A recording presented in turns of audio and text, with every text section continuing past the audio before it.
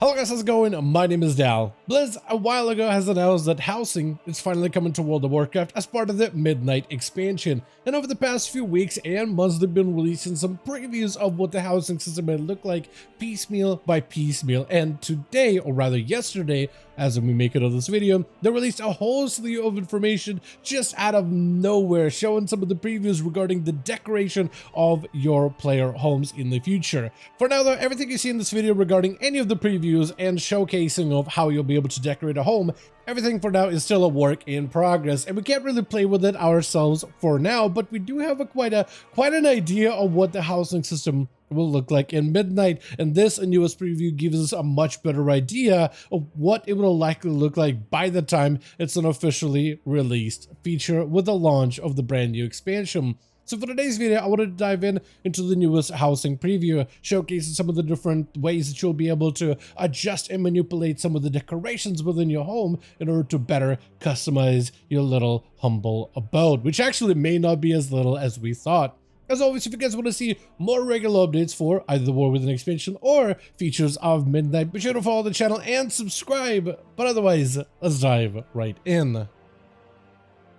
Before we dive into all the newer previews that we've had for housing, I still want to kind of create a culmination of all the information we know so far regarding housing as part of Midnight. One of the most fan-anticipated features that we get slight little previews here and there piecemeal, and then we go weeks or even a couple of months or so without any new information, and then they give us a small little preview and then back to radio silence. So it feels like we've had all this information just stretched over a very long period of time. So I kind of want to first combine everything together and then use that as a springboard to take a look at the new stuff. So housing is a major fan favorite and fan anticipated feature as part of the Midnight expansion, which is very hard to believe. Players have wanted to see housing out of World of Warcraft for a very long time. It feels like every other MMO has done housing in one way or another, so the fact that WoW never caught up to everybody else just felt a little bit weird. But it would have been such a perfect system with WoW having transmogs and mounts and pets and all these things that you can collect. It would be nice if you could display those collections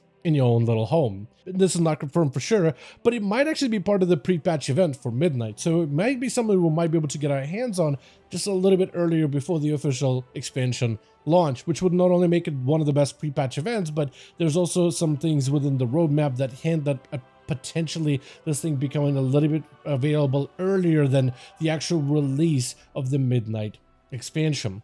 Now, we did have garrisons, which were kind of like a player home system, sort of, on Warlord's genre, but they know that the garrison is there to primarily serve as lessons as to how not to do a proper housing system, because garrisons was a garrison. It was part of the player power progression of Warlord's genre.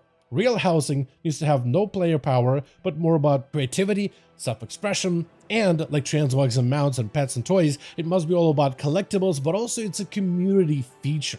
Some of the basics that we know about the housing, to try to make it more social, we will have neighborhoods. So you're not just going to be alone on an island somewhere in your own home. Instead, you're going to be in a neighborhood with other players surrounded by them. Everybody will be able to own a house, and players will be able to share homes within a neighborhood. In the neighborhoods, you can either have them as a public neighborhood, if you just want to get a house and watch other players get a house in the neighborhood, you will be able to. Or if you want to go for more of a private neighborhood, like let's say a guild, let's say they decide to make their own little community, so all the guildies hang out in the same neighborhood, they'll be able to set it to private. So in a way, a player will be able to own a home as part of a neighborhood, but a guild or like a small community for events and stuff can own, in a way, an entire neighborhood instead, which really does add that extra community aspect to it, which I'm a huge fan of, just because this whole system isn't like dungeons, it's not like delves, it's not like a gear progression system.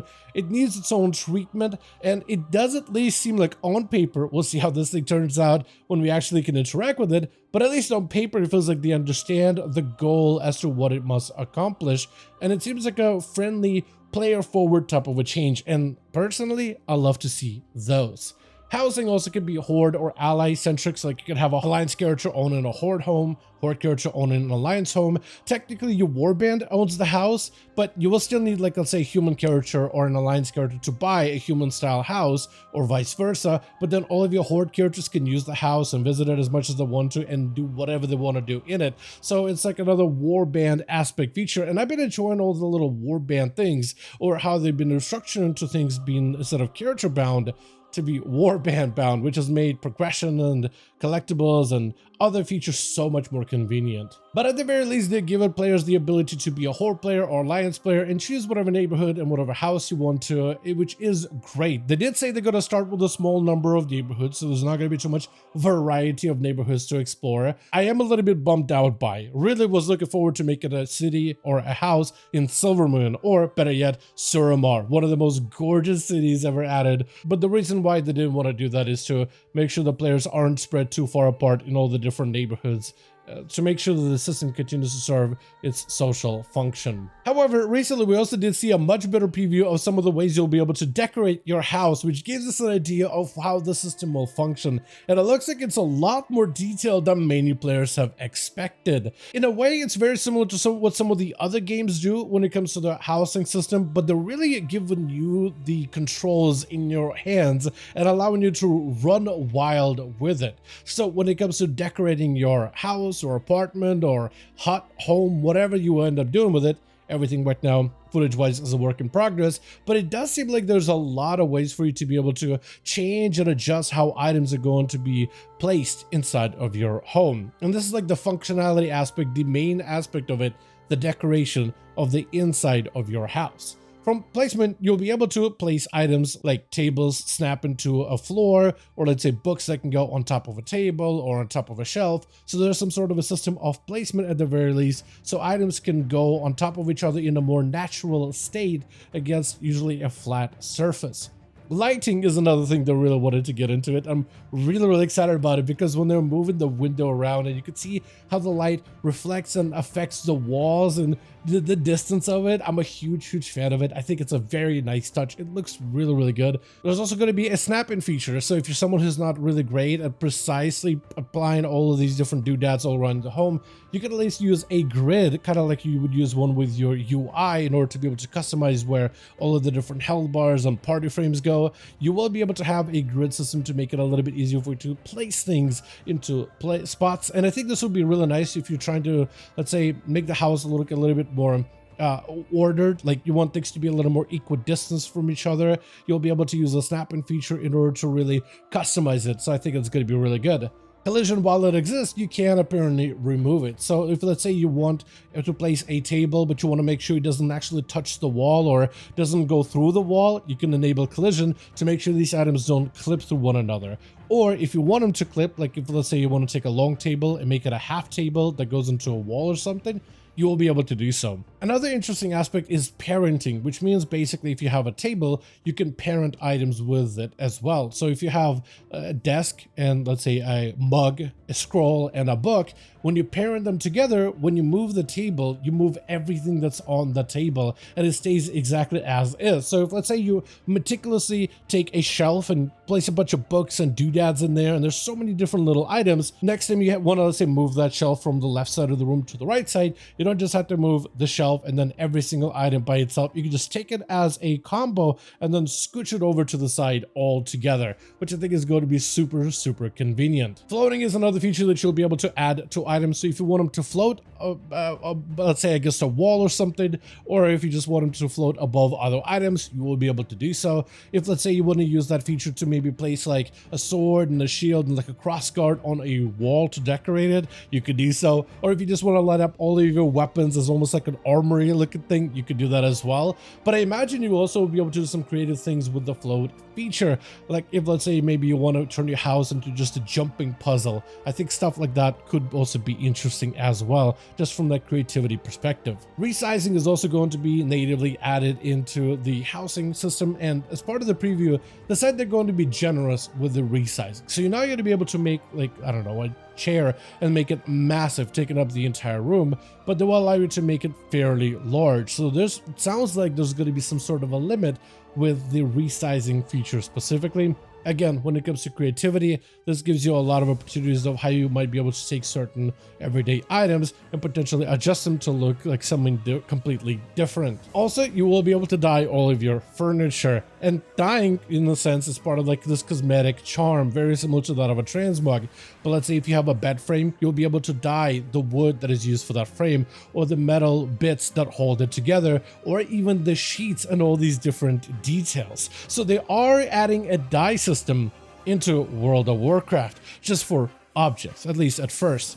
Many players have been wondering if Blizzard should at some point maybe add a dye system for transmogs, and it looks like they're adding some sort of a dye system into the game, at least for items that you can put in your house.